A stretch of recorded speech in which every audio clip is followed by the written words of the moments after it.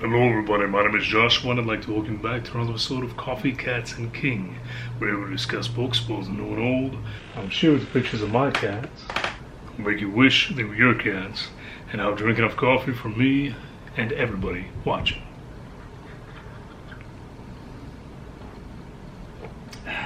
Alright, I am back with another weekly wrap-up. Now, did I managed to once again get a week behind on these weekly wrap-ups? Yes, I did. One of these days, I might actually even keep up. Probably not. This then is the weekly wrap-up for April 19th through April 25th. In that time, I read 5 physical books.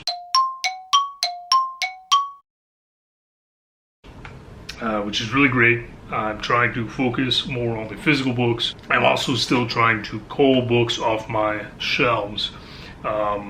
So negative, but actually really a positive here is that of these 5 books, I think there's only one that I'm going to be donating or giving away to somebody, because otherwise they were all really great reads. So let's go on and talk about my wrap up for that week. The first one on the list is the worst one that I read. So at least we're getting that out of the way. This is Shaun Hutson with Captives. To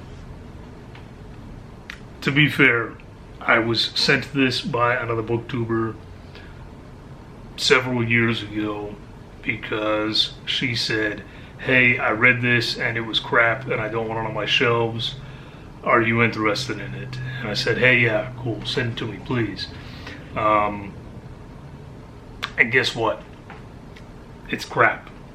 It keeps reflecting off the light there, but yeah, it's really bad. Really bad. For the majority of this book, which I would like to remind you folks is 440 pages, you don't really know what's going on. It's very nonsensical. You keep getting these random scenes, and then we won't jump back to those characters for 80 pages, and then suddenly we're back with them in the same scene we were 80 pages ago, and you're supposed to remember what's going on and who these people are. To keep it short, these murders start occurring. It's actually people that have already been put in jail, and they are appearing back on the streets, committing mass murder, and then offing themselves in some horrible fashion, despite the fact that every one of them could have escaped after committing this last rash of murders. So it's really bad. It's really bad. I'm not going to spoil the ending in case anyone is actually interested in reading it, but I wouldn't suggest reading it. There's trashy horror that is hilarious and worth reading, and then there's just bad writing and bad books where it's just not even entertaining, and this one is one of those where it's just not even entertaining. It was not worth the time that I invested in 440 pages to get through it. This was technically Havoc's pick for the month, and I think that he was trying to help me cull some of these books off my shelves. So thank you, Havoc, for letting me know that this is a book that did not need to be taking up 440 pages worth of space on my shelf. Thankfully, after that one, I ended up reading a really great book. This is a new release, actually. This is Mar Romasco-Moore with Deadstream. And this is technically YA. This is about a streamer who is not particularly popular, but she's trying to gain that fan base, and so she's joined this smaller community of streamers several of which are actually rather popular and are trying to help these smaller channels succeed. One day she is watching her favorite streamer, and something horrific happens in his live stream, and she happens to be there at the right time to capture it in a little clip and repost it. Now, she only does this because she thinks that what happened is fake, and he's just coming up with a bit to try and intrigue the audience. And so the clip that she took of that, it's all these crazy views and starts blowing up, and suddenly people start coming to her channel, and it's a great thing for her. And then she realizes that there's actually something wrong, that something has happened, and this streamer that she enjoys so much is in a lot of danger, as are several others, because the same thing starts happening to them, where they're essentially they're seeing a shadowy figure coming into the room. You can only see it in the screen, though. You can't see it in person. And then they are basically locked up. They're just frozen. They're staring at the camera for not even hours, but days, without drinking, without eating, without being able to move. And it just keeps getting worse and worse. So this one, I think that the overall reveal in the end was a bit weak, but the commentary that the author had to share regarding these live streamers and what it is like for these people, the pressure that they put on themselves, and just this crazy culture that we have built up around it, I think that in itself was well worth reading this. And it's actually a fairly emotional read by the end. It does have quite a bit of substance, more than a lot of people expect in a YA, I think, especially a YA based on video game streamers, basically. So yeah, this was a big surprise. I really enjoyed this. This was 5 stars. It's the first one I've read from this author, but the name seemed familiar to me, and that is because not too long ago I picked up this one from the same author. It's called Crazy Land, and it sounded really awesome. So I plan on getting this one into my reading schedule here soon, especially after reading Deadstream, because Deadstream is just a great read. Again, I've said it 100 times. I know that some of you are just totally against YA and you're missing out, and this is a good example of what you're missing out on. So still plan on doing that video soon on YA recommendations for people that are not into it, show them why they should be into it. Maybe you'll see this, maybe you won't. At this point, I was just picking completely random books, basically, picking them up, reading the first 10, 15 pages, 20 pages, whatever, and deciding whether I wanted to cull them or keep them. And in doing so, I stumbled upon a book I didn't even realize I owned. This is Brian Keene's Island of the Dead. This is a reprint from Apex.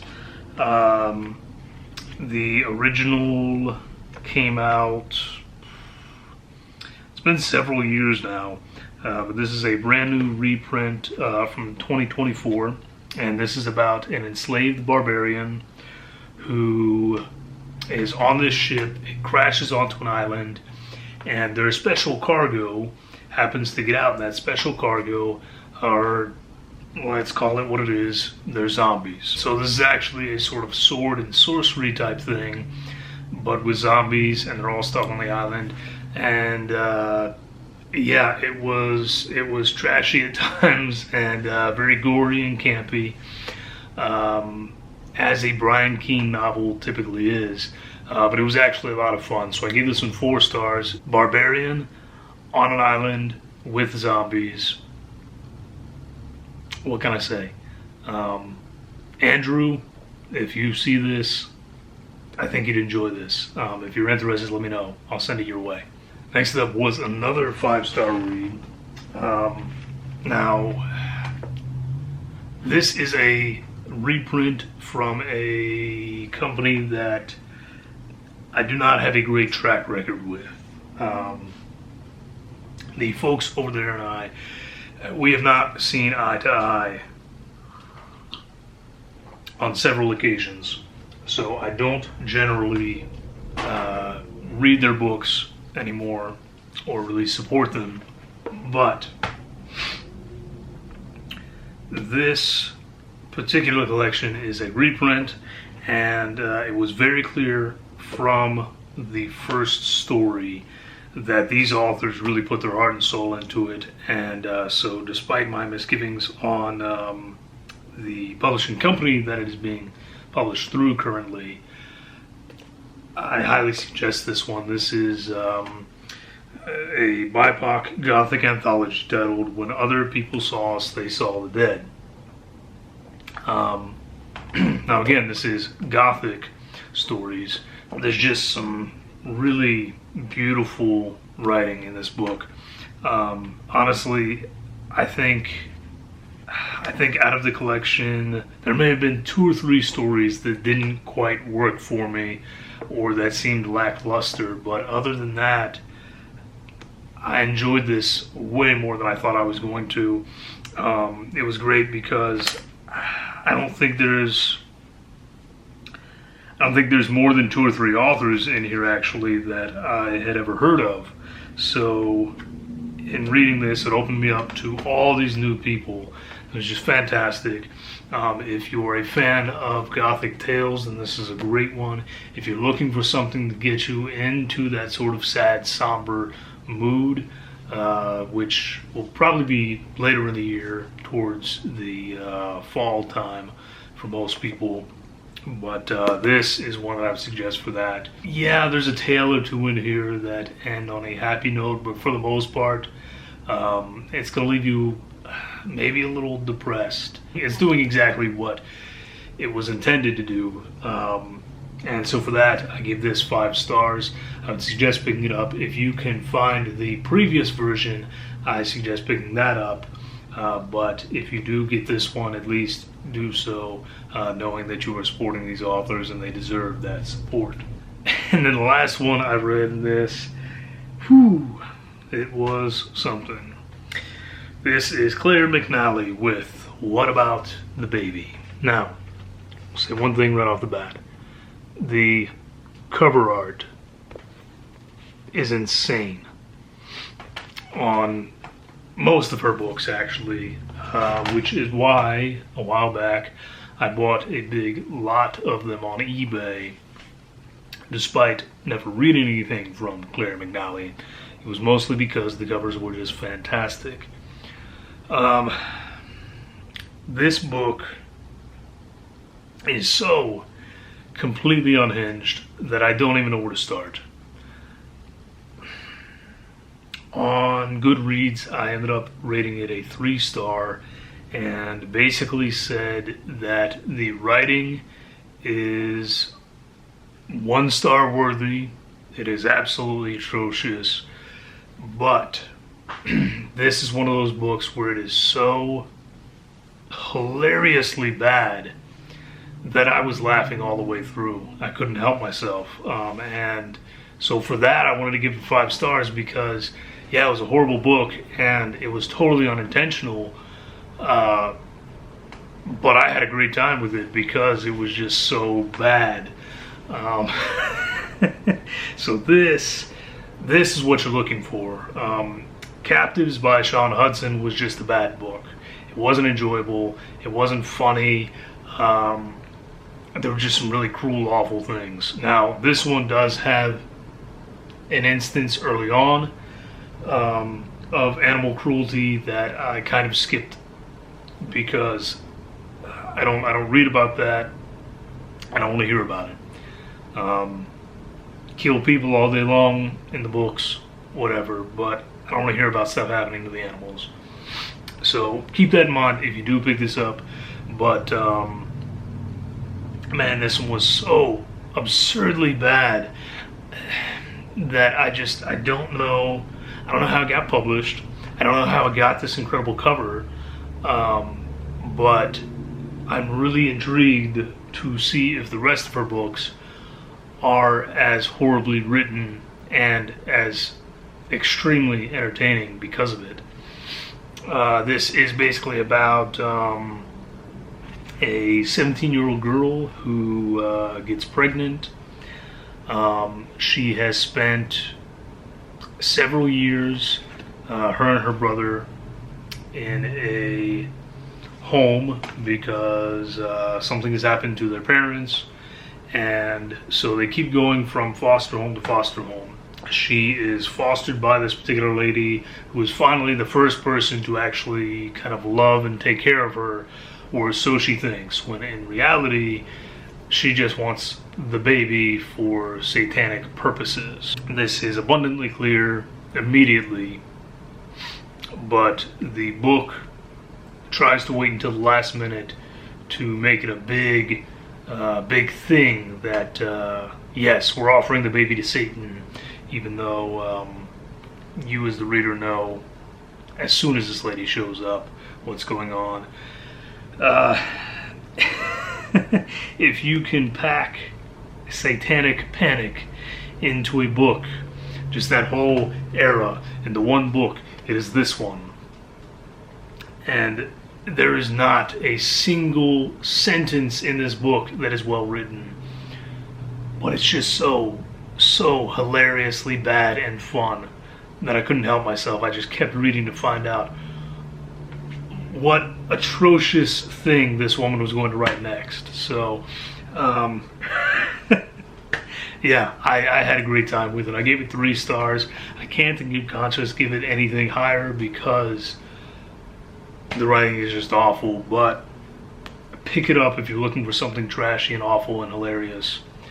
It's worth going on eBay and finding a copy.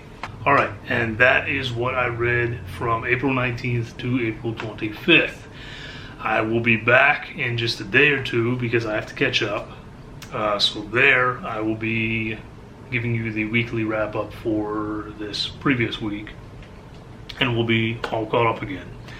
I'm not going to bother talking about what I'm reading currently. I'll catch you up on that in the next one. So, I would like to thank you all for joining me. I hope that you stay safe, have a great week or weekend, and most importantly, drink great coffee. Cheers.